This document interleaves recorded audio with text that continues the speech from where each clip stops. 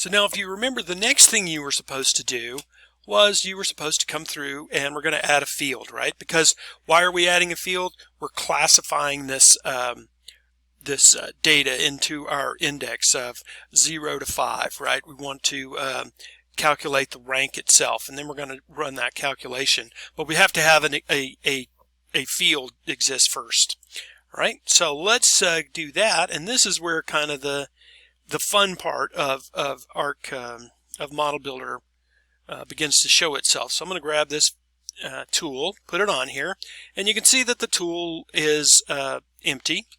And what we're going to do is, if you look at this tool, it has these inputs. You have to give it an input table, and you have to give it an input field name, and so forth. All right, so the table is going to be the output from the previous one, right? Okay, so I just clicked on this magic connector. Let me show you that again.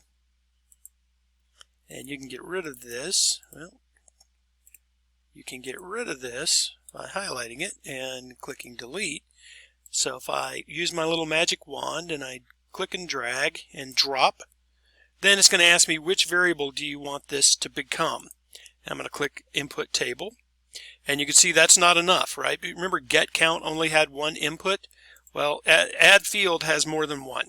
So not only do you have to have an input table, but this little green dot says you also have to tell me a field name. And the field name that we have decided upon is, where'd it go? BufferRank.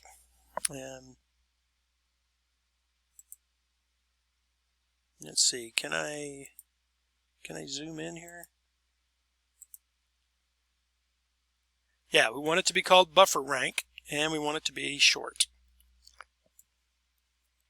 So, you know, this kind of goes to, you need to kind of know what your plan is first before you start clicking buttons. You know, it's always neat to go in and know how to and click some buttons, but the thing is you kind of have to have a plan first. Otherwise, you can kind of get lost in what am I doing? Am I just clicking this button? Why am I doing that? Well, because I have to be able to calculate this buffer rank. But first thing I have to do is have a field. All right, and we're going to make it a short integer, and we'll just say OK. All right, now this thing already exists, so one thing we can do is we can just run it. It's going to assume that the input already exists. If it doesn't, then it will have trouble completing. All right, so it says it's done. How do we know that? How do we confirm? And this is the thing that you'll always want to do, because a lot of times when your model doesn't work, you won't necessarily know where, and maybe it's like, well, okay, did step 1 work? Did step 2 work? Go to the properties, and we can see, yes, there's my field called BufferRank. So you remember, let's see, if I preview the table, you can see that yes, indeed, there is BufferRank, and right here is where we did our field calculator. Well, we're not going to do it from within here. We're going to do it from within the model. All right, so let's see if we can make that happen. And remember, when we did that before, we used these .cal files that came with here in the zip. So let's see if we can do that. We will grab a tool called under Data Management Fields. There's a tool called Calculate Field. We're going to grab that tool, and we're going to string that together as well. Link that to here. Now you'll see. Whoops. You see, you get these, you get these green things. These are outputs, right? They're just created in the background.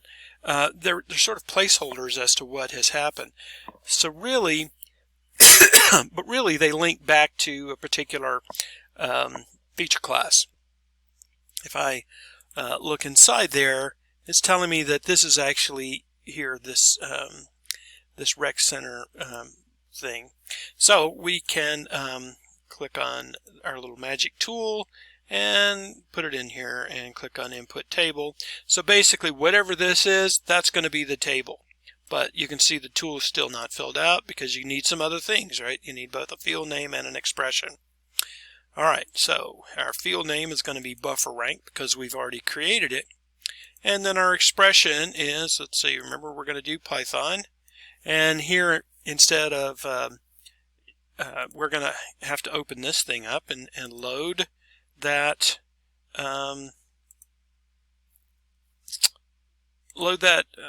cal file that has the code for us already. And it's BufferRank calc, is that right? And so we'll make sure this is Python. And we'll make sure that, yep, we do have a field called BufferRank. So it has a place to put it. So remember, if 0 and 1, that's a return of 1. And if it's greater than 2.5, that returns 5. Right? So that just means it's, in our original design, we had decided everything that's the most optimal. Remember, things can be a match. Things are weighted here. So, right, things are good and better and best. Our best optimal, our most optimal, gets a value of 5. So that would be for things that are greater distance than 2.5. Go ahead and click OK. And hopefully this works. But you can see when I clicked on it, it didn't actually execute because all I'm doing is filling out the parameters for it to go into the model. All right, so if I run this, I'm running just this tool. Error executing. Okay, why is my error executing problematic? Yeah, and see, this is what always happens.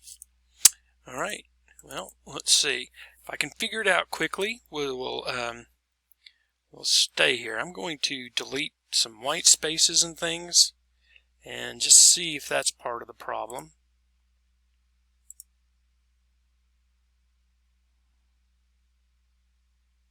Expected then.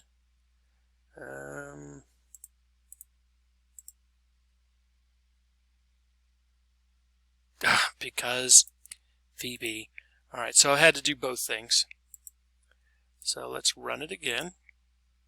All right, and this time it worked. Okay, so my problem was, and you may get this, is that there were some weird characters here at the end, and so I used the delete key to delete everything that came after it, and you can see nothing scrolling down anymore. So if you happen to have this problem, then just delete everything up to the very last character and click OK. Okay, so we're going to stop right here for a second. Let's save the model because this is a thing you definitely want to do with Esri stuff. Make sure you save often and early, and then I want to come back and I want to show you some other things.